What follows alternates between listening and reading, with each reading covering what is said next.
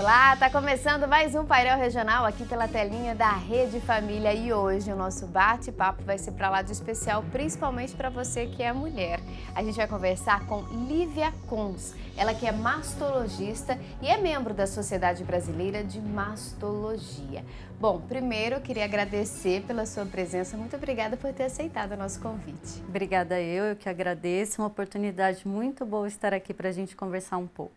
Vamos falar de mulher, né? Já que dia 8 de março, a gente sabe, né, como todos nós sabemos, é celebrado aí o Dia Internacional da Mulher, uma data importante, cheia aí de significados, né, repleta de lutas que a gente tem que batalhar todos os dias para conseguir os nossos direitos. E hoje a gente vai falar um pouquinho da saúde da mulher, né, que é tão importante e às vezes nessa correria do dia a dia, nessas multitarefas que nós assumimos, né, nos últimos anos aí com as nossas próprias conquistas, a gente acaba deixando um pouquinho de lado.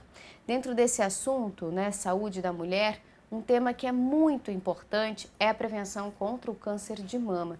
Só para vocês terem uma ideia, gente, da gravidade desse problema, depois do câncer de pele, não o melanoma, o câncer de mama é o mais incidente e é a primeira causa de morte entre mulheres de todas as regiões aqui do Brasil.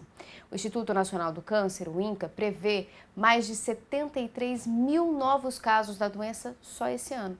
Esses números mostram, né, a importância da gente se cuidar todos os dias, né, doutora? Exatamente. Se nós pensarmos que a população é aproximadamente metade homens e metade mulheres, a gente pensar que um câncer tipicamente feminino é o primeiro em número de casos e em número de mortes, a gente tem mais ou menos a ideia do quanto prevalente é o câncer de mama. E de cara eu já falo, homens também podem ter câncer de mama, mas isso é uma entidade muito rara na população masculina pelo fato deles não terem mamas tão desenvolvidas quanto as mulheres. Mas esses números falam a favor da gente ter que realmente se cuidar. E o que a gente vê, né, é que ultimamente parece que a incidência não só do câncer de mama, né, do câncer em geral, câncer de intestino muito falado, né, ultimamente, a gente vê que vem aumentando a incidência, né, do número de pessoas que recebem esse diagnóstico. Tem como evitar alguns tipos de câncer, o câncer de mama, por exemplo, alimentos, estilo de vida, a gente pode de alguma forma tentar minimizar esses riscos? Sim, existem algumas medidas que a gente pode tomar para tentar diminuir um pouco a nossa chance de ter câncer de mama. Então, existem muitos fatores que estão associados ao nosso risco de ter câncer de mama. O principal deles, eu costumo falar para as minhas pacientes, é ser mulher e ter mamas, que é um fator não modificável. Mas, dentre os fatores modificáveis, a gente sabe que a prática regular de atividade física, o controle adequado de peso. Então, a gente sabe, por exemplo, da literatura médica que obesidade, sedentarismo, alcoolismo aumentam o risco para câncer de mama. Então, a gente já tem um risco basal por ser mulher. Se a gente puder tomar algumas medidas para não aumentar esse risco, isso se torna muito interessante pensando numa doença tão prevalente. Pensando ainda que o câncer de mama é muito mais importante após os 40 anos, também dá para a gente pensar um pouco na questão hormonal. Não é proibitivo que se faça terapia de reposição hormonal, de jeito nenhum. Cada mulher vai ser avaliada pelo seu médico. Mas a gente já sabe, por exemplo, que o uso de terapia de reposição hormonal por mais de 10 anos também está associado a um discreto aumento para câncer de mama. Então, são várias medidas que a gente pode adotar para diminuir um pouquinho esse risco. Agora, tem alguns mitos, né, e algumas verdades aí que algumas mulheres acabam ouvindo, né, ao longo da vida. Por exemplo, a mulher que não tem filhos, a mulher que não amamenta, ela corre o risco maior de desenvolver o câncer de mama do que a mulher que amamentou? Porque muito se fala disso, né? E aí as mulheres que às vezes por uma decisão ou não, por uma, né, questão ali que ela não pode ter filho, fica com isso na cabeça. Ah, então acho que eu vou ter mais chance de ter câncer de mama porque eu não amamentei. Isso é mito ou é verdade? O câncer de mama ele é multifatorial, então dificilmente, quase nunca a gente consegue apontar um único fator como responsável por aquela mulher ter câncer de mama. Mas a nuliparidade, que é quando a mulher não tem nenhum filho, nenhuma gestação, na verdade, não um filho, não tem nenhuma gestação. E o não amamentar está associado sim a um risco um pouco maior para se ter câncer de mama. A amamentação, por mais de 6 meses, ela também está associada a uma diminuição do risco. Então, além de mulheres que já gestaram e amamentaram terem uma diminuição sim do risco para câncer de mama, o tempo de amamentação, alguns estudos mostram que, por exemplo, mulheres que amamentaram mais do que 1 ano, essa redução para o risco do câncer de mama é real. Então, as nossas avós não estavam tão erradas assim quando elas diziam que ter várias gestações e amamentar é um fator protetivo para câncer de mama. Em alguma medida isso é real, é verdadeiro, de acordo com os estudos, sim. Interessante, né? Porque a gente sempre ouve isso e fica se perguntando, será que é verdade, né? É verdade, né? E se a gente parar para pensar, antigamente, o número de mulheres, claro que aí entra outras questões, como o não diagnóstico, por exemplo, né? Antigamente a gente não tinha equipamentos, diagnosticar um câncer de mama era praticamente impossível. Mas fora isso, o estilo de vida, a forma que as nossas avós viviam, né? A gente não via falar tanto assim do câncer em geral, não só o câncer de mama, o que influencia diretamente também, né? O nosso estilo de vida, esse estresse que a gente acaba levando dia a dia, acarretando, né? Tem muita gente que associa alguns tipos de câncer também a rancor, a sentimentos ruins, né? Que a gente vai guardando, vai levando aquilo conforme a nossa caminhada aí. E a genética, que é um fator que hoje a gente já sabe, né, por conta dos estudos da medicina, que acaba sendo aí um dos fatores determinantes, né? Isso é um dos fatores que está relacionado à ocorrência, mas eu preciso reforçar que é um dos menores, porque acho que as mulheres, de modo geral, ficam com isso muito na cabeça sobre a questão do câncer ser genético, pensando, na verdade, mais de ser hereditário, porque eu costumo dizer que todo câncer é genético, uma vez que ele nasce nos nossos genes. Mas ser hereditário quer dizer passar de mãe para filha, entendeu? Essa coisa da família existe, mas ele responde por 5 a 10% de todos os casos de câncer de mama. Então, 90% dos cânceres de mama são esporádicos, de mulheres que não têm nenhum parente com câncer de mama. Por que é importante eu dizer isso? Eu escuto no meu dia a dia, mas como isso foi acontecer comigo se eu não tenho ninguém na minha família que tenha câncer de mama? Porque você, na verdade, é o que é o típico.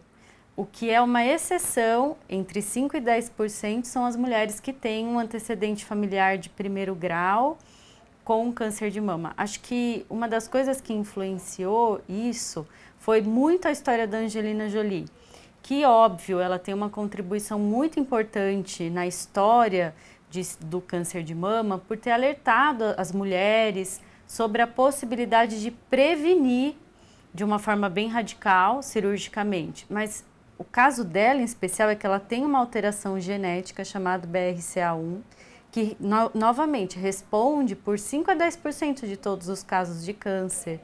Ela é, na verdade, uma exceção. Para essas mulheres que têm alguma alteração sabidamente genética, existem algumas medidas diferentes a serem adotadas, mas não é para a maior parte das mulheres. O estilo de vida, então, talvez deveria ser a forma que nós, mulheres, deveríamos olhar um pouquinho mais com atenção. O estilo de vida é tudo, viu, gente? Não é só o que você come, não. Porque a gente não vive só daquilo que a gente come, a gente vive daquilo que a gente respira, a gente vive daquilo que a gente convive de certa forma, né? Porque a gente sabe que hoje a medicina vem evoluindo muito. E alguns estudos apontam realmente que essa correria, esse estresse no nosso dia a dia, além de não deixar a gente se alimentar direito, porque você mal tem tempo de parar para comer, quanto menos para pensar o que você vai comer. Você come o que tem na tua frente, né? Só para matar a fome, literalmente, você não está se nutrindo. Fora isso, o estresse, o nervosismo que a gente passa, tantas coisas que interferem, né, nos nossos sentimentos mesmo. Hoje já tem estudos que comprovam isso, né, que esse estilo de vida também acaba interferindo e pode ser aí um fator ou não para o aparecimento de cânceres, né? Sim, é muito difícil para os estudos medirem essa questão da qualidade de vida pensando no sentido mais espiritual, assim, do que se pensa, com quem se conversa. Mas existem alguns estudos diferentes que mostraram que as pacientes que tinham alguma forma de fé, seja ela na crença que se tem, desenvolviam melhor o tratamento, iam melhor. Então, as chances de cura aumentavam quando se tem alguma fé associada. Mas o estilo de vida, como você mesma disse, ele é multifatorial. Tem a ver com alimentação, tem a ver com atividade física, tem a ver com o uso ou não de algumas formas de hormônio e tem a ver com alguns fatores os quais a gente não consegue controlar. A gente falou um deles, que é a questão de ter ou não filhos, amamentar ou não.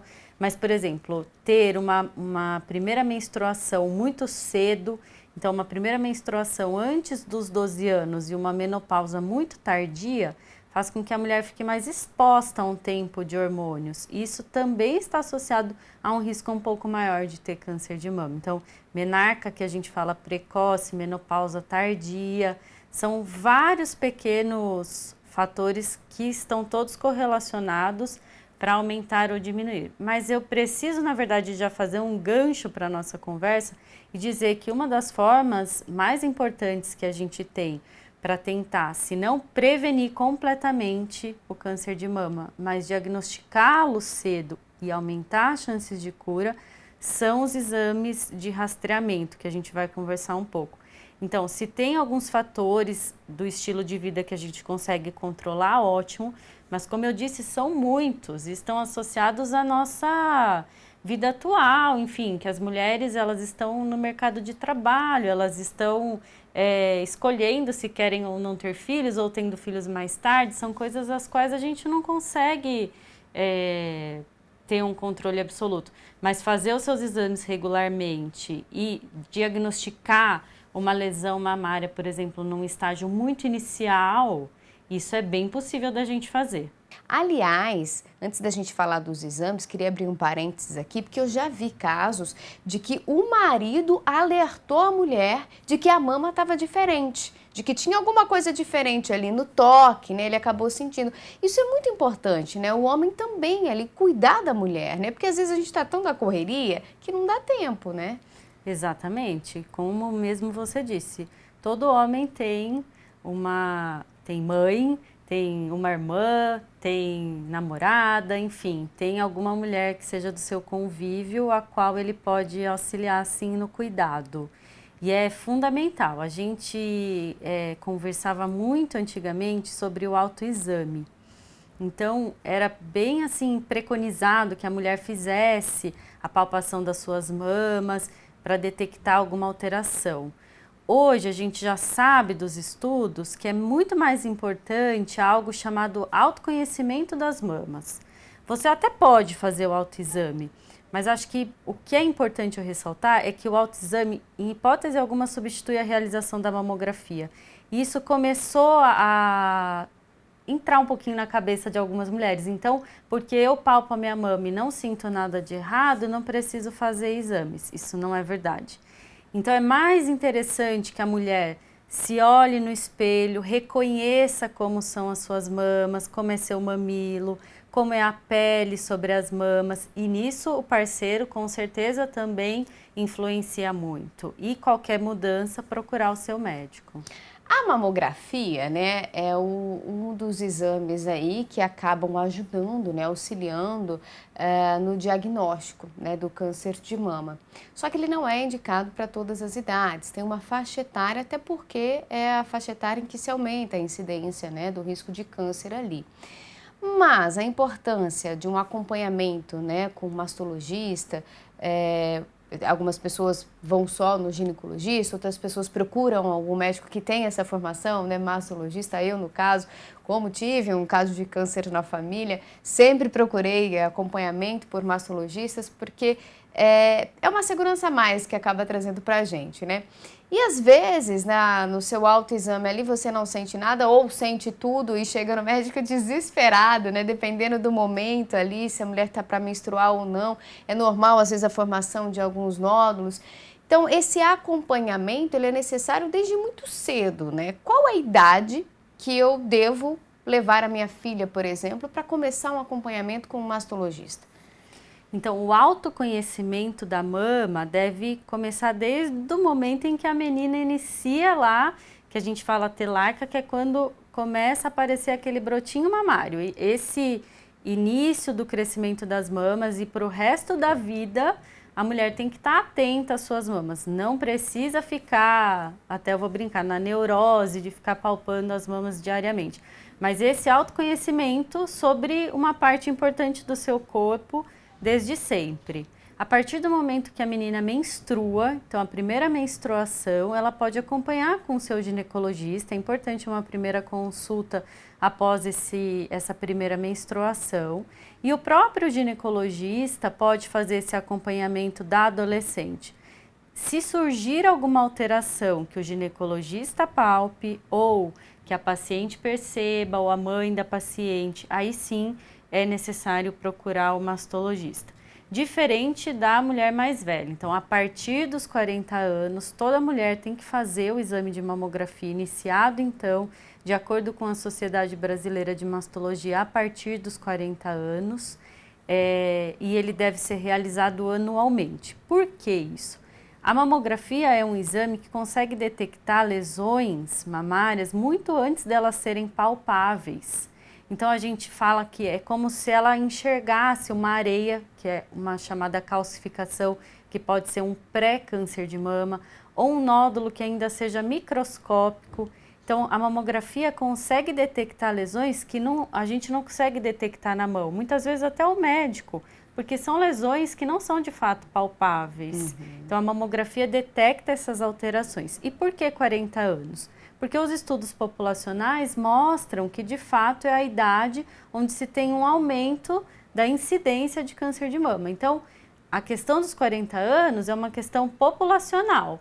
A gente faz esse exame a partir dos 40 anos porque a gente vai conseguir detectar maior número de casos de câncer de mama.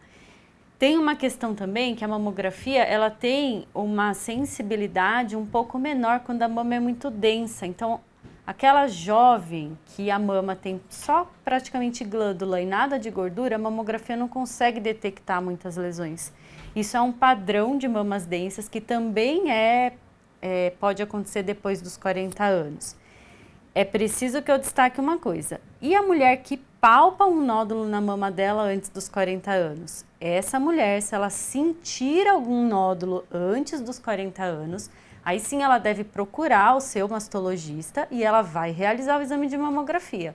A questão de ser a partir dos 40 anos é para mulheres assintomáticas, aquelas que não estão sentindo nada e que vão fazer o seu exame como uma forma de prevenção. Se sentir algo diferente nas suas mamas, uma alteração da pele, uma alteração do mamilo, palpar algum nódulo, saída de secreção da mama, principalmente se sanguinolenta, essas mulheres que têm algum sintoma, no momento em que elas sentirem, não importando a idade, devem procurar o mastologista. Para fazer esse acompanhamento, né? Que inclui inclusive o rastreamento, né? Que a gente falava no primeiro bloco. Como é que funciona isso? É uma conversa? É um estudo, um histórico familiar? Como é que vocês fazem esse rastreamento? Quando a gente fala em rastreamento, praticamente a gente está falando na realização da mamografia anual. Mas junto com a realização da mamografia, a gente divide em duas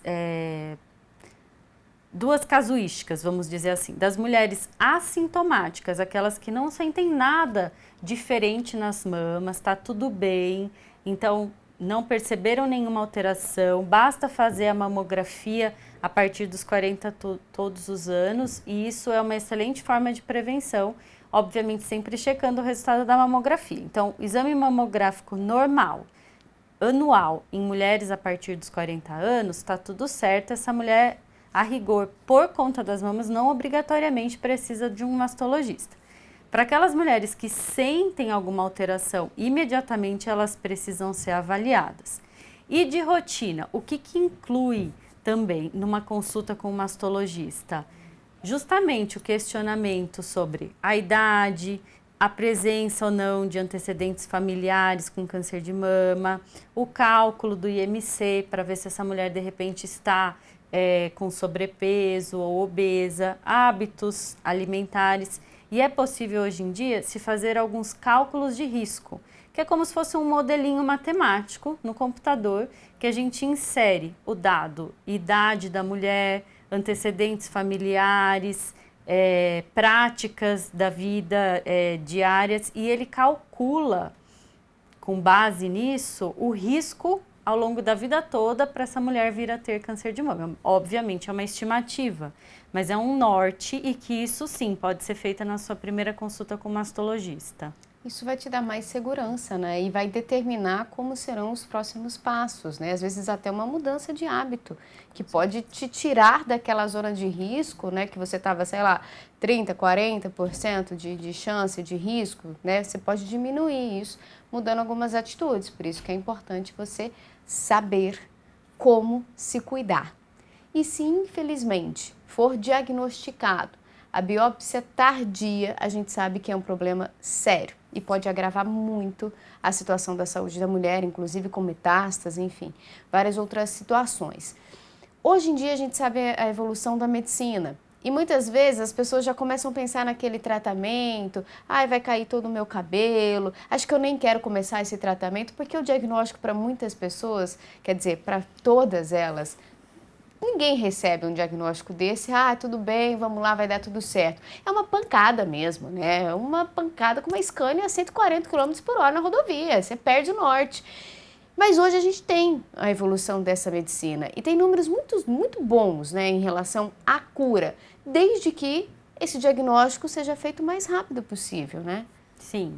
A gente tem dados da Sociedade Brasileira de Mastologia apontando que dos casos de câncer de mama diagnosticados no início, que a gente chama lesões até 2 centímetros, sem nenhuma íngua, nenhum linfonodo palpável, a chance de cura é perto de 90%. Só que é fundamental o que você mesma disse. Para a gente começar a pensar no tratamento, a gente precisa da biópsia. Porque a biópsia é o único exame que fecha mesmo se é ou não é câncer de mama. Não existe a possibilidade de se instituir quimioterapia ou se pensar em cirurgia sem saber de que tipo de câncer a gente está falando. E é a biópsia que determina para a gente qual tipo de câncer de mama, porque os cânceres de mama não são todos iguais.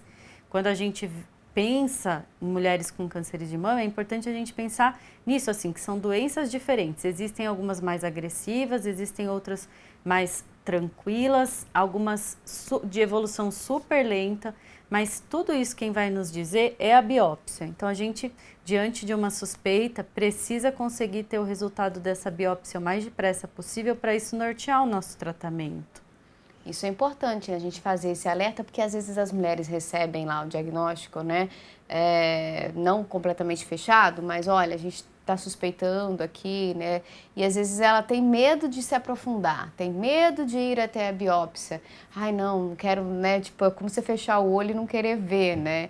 Não, gente, qualquer desconfiança, faça o mais rápido possível a biópsia. A gente sabe que tem muita gente que, infelizmente, não tem acesso a um plano de saúde, depende ali do SUS. A gente também sabe que não é tão simples assim, né? Na teoria funciona muito bem, mas na prática algumas dificuldades essas mulheres encontram pelo caminho, mas é importante a insistência, porque a gente tem hoje, né, inclusive amparado pela lei, a mulher tem o direito a fazer o diagnóstico, a fazer todo o exame, inclusive o tratamento. Às vezes precisa brigar um pouco, e até mesmo na justiça, mas é direito da mulher. E é importante ela ir até o fim para conseguir essa biópsia o mais rápido possível, né? Com certeza. A rigor, a mulher não deveria ter que se preocupar com isso. Ela deveria ser acolhida pelo sistema de saúde para ser tratada, né? Ela é a figura que naquele momento está fragilizada por um diagnóstico. Então, certamente a gente tem que olhar para a situação como está, mas pensar no que a gente gostaria. Eu, como médica, gostaria que a mulher se sentisse sempre 100% acolhida e que as coisas fossem caminhando o mais rápido possível, porque ela é a figura ali que precisa ser cuidada nesse momento. Mas é muito importante destacar que justamente por ser doenças diferentes, o câncer não é igual para todas as mulheres. Algumas, se diagnosticadas no início, não vão precisar de quimioterapia. Então, por exemplo, que é o grande medo por causa da questão da perda do cabelo ou da questão da perda da mama. Se detectado no começo, grande parte dos cânceres de mama não vai ser necessário a realização da quimioterapia e não vai ser necessária a retirada de toda a mama. Então, mais fatores até relacionados à importância de se detectar no início, para que o tratamento também seja muito mais tranquilo. E dê aí a chance de cura, né, para essas mulheres aí, além de poupá-las de um tratamento que a gente sabe que não é fácil, apesar de toda a evolução da medicina, né, e a gente vem acompanhando as notícias, inclusive, se eu não me engano, acho que no comecinho desse ano surgiu a informação de que estariam testando ou iriam testar uma vacina contra o câncer, né, teriam descoberto ali alguma forma de prevenir. A gente já sabe, inclusive, aqui mais um alerta rapidinho antes da gente terminar, existem doenças, existem cânceres, gente, que a gente pode tomar vacina, tá? Tô falando da vacina do HPV, principalmente você mãe, aí você pai, pegue no pé da sua menina e do seu menino, que também toma vacina, né? A gente fala só das meninas, mas é um passo importante para a gente prevenir, por exemplo, o câncer do colo do útero. Então, quer dizer, se a gente pode, né, se cercar dos cuidados, por que não? Vamos tomar cuidado aí da nossa saúde, porque é o que a gente tem de mais importante, né? E cuidar da saúde de quem a gente ama também. Quando o assunto é bom, o tempo passa rapidinho. A gente está praticamente já estourado aqui no nosso segundo bloco. Doutora, muito obrigada pela sua presença e pelos seus esclarecimentos. Eu que agradeço, espero ter sido útil, espero que todas as mulheres e os homens que estão assistindo se conscientizem sobre essa importância da realização dos exames, procure seu mastologista se necessário e da minha parte, que a gente como médico aumente esse acolhimento e essas possibilidades de tratamento para a minoria que precisar. Tá ótimo, que seja cada vez mais menor a quantidade de pessoas, né? Vamos torcer para isso. Vamos se cuidar, gente. Presta atenção aí nos seus hábitos, né? Vamos fazer tudo aquilo que a gente pode fazer para a gente se cercar de cuidados e evitar o que a gente pode evitar. Do mais, é se agarrar à fé aí. A gente já mostrou que estudos ajudam, né? Se você, no caso, está assistindo a gente, está enfrentando um diagnóstico desse, confie, acredite, faça o seu tratamento que você pode ter certeza que vai dar bom, vai dar certo, tá? Bom, muito obrigada aí para você de casa que esteve com a gente, obrigada pela sua audiência, pela sua companhia. A gente volta a se encontrar no próximo painel regional. Até lá!